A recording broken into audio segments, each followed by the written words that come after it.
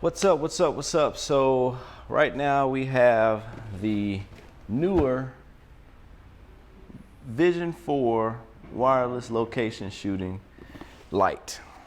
We're about to unbox this and really see what's in here. I just bought this maybe the other day because I have a lot of shoots that I do in the summertime outside, and the speed light sometimes does not work as well as I'd like for it to be, but this is why we bought this. So we have, of course, the owner's manual. Definitely want to go through there, check that out, see what that's all about. Some good styrofoam. And full disclosure, I did open it up and charge up some of the batteries, so that's why everything's not in its original packing. But this is the one that came with the 2 batteries, so decent battery, decent quality. Kind of like the feel of it. It's kind of got like a rubberized feel. This is, of course, the power cord that goes to that. So right here, you plug it in that slot, and then as you can see, those 2 prongs, you'll see those 2 metal prongs. Let me see right there. Those 2 metal prongs, those are where you put the battery on there, because there's no otherwise indication as to where to put the battery. Of course, this is the other piece that goes to that. So you have that right there. What I'm gonna do is I'm gonna set this one to the side and start charging it right now.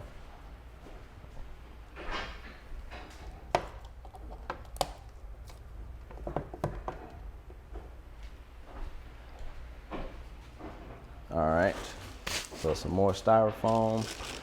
We have the reflector. I also bought this sock cover, so my light isn't as hard. A little reflector. Got some metallic stuff in there. I'm not sure of the mount.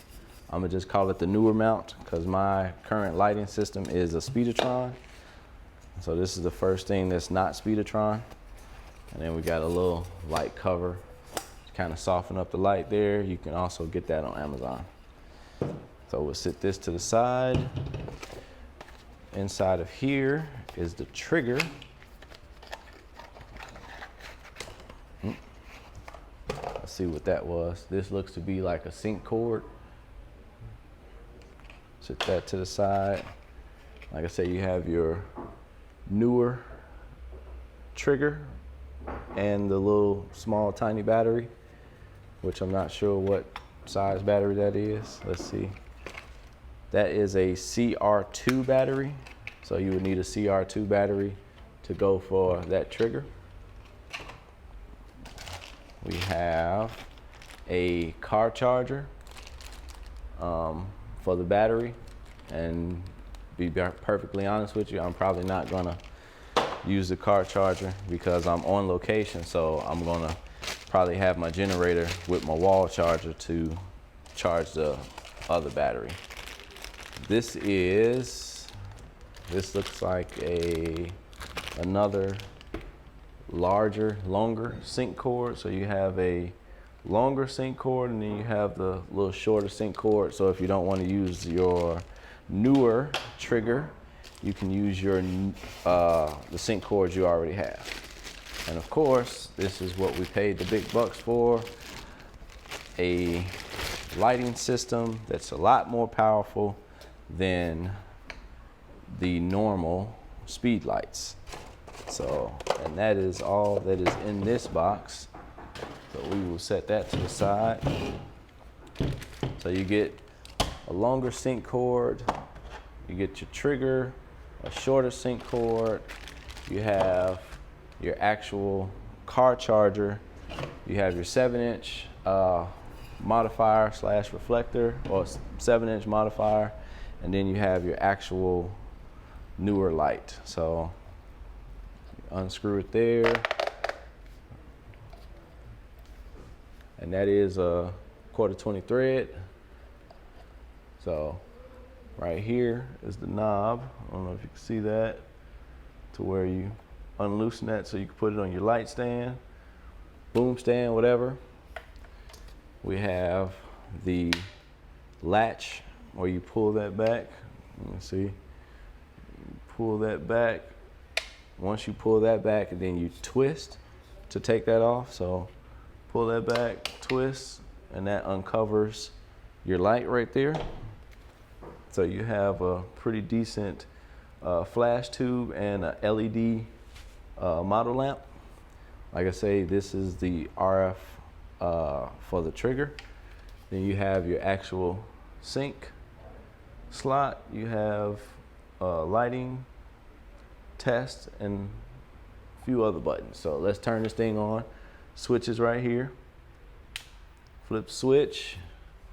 Now we're on. We're at 1/16. Okay. Let's see what this light does. Okay, so that turns on your model lamp.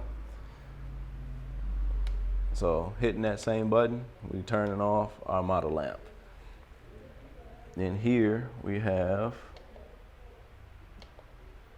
another switch, and that's, I would have to read the manual to see what that is. Over here we have, what's that? That is the music. So I guess if I have the music on, is it on? Music is on. Music is off. Then we have this is how you cycle through the different modes. Of course, I would right now be shooting on the manual mode, and you have your test to see what your flash actually looks like. So I'll hit the test button again and see what the flash looks like, and then this is how you cycle through how much power you want this thing to output. So if we put it at 1 of 1, be ready, very powerful.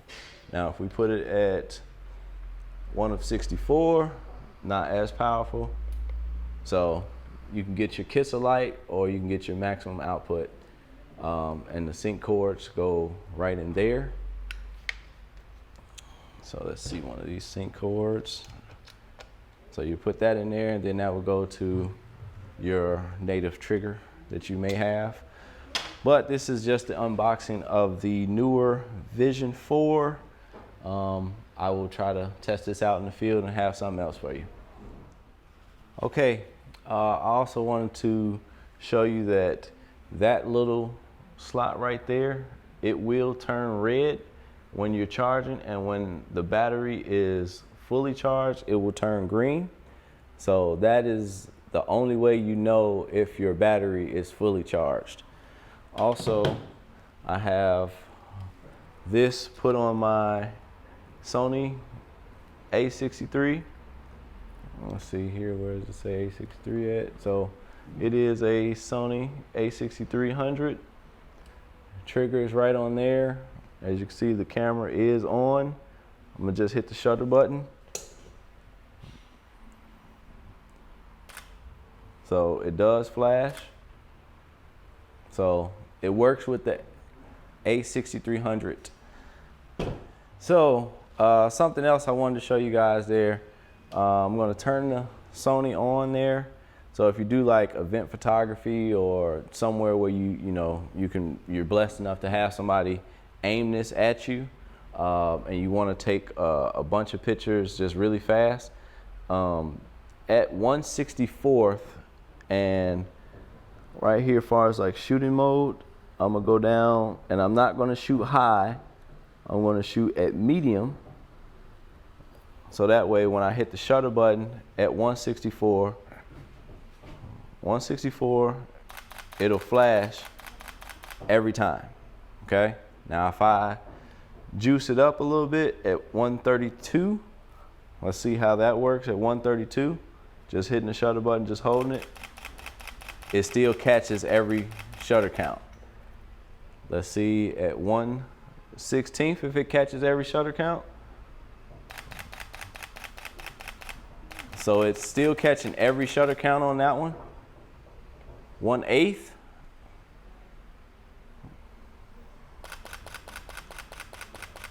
It's still catching everyone at 1/8. Now at 1/4, it may start missing some of them. Nope, at 1/4, you're still hitting them. Let's see at 1/2. At 1/2 in the medium range, as far as like the multiple shot, you're still catching every last one of them. So let's see what it is at full power. I'm gonna look away because it's very bright. And at full power, it does not catch every last flash. So if we go down to, low,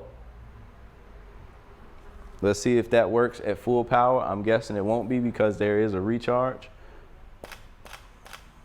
Yep, so even at low, it's not gonna catch one.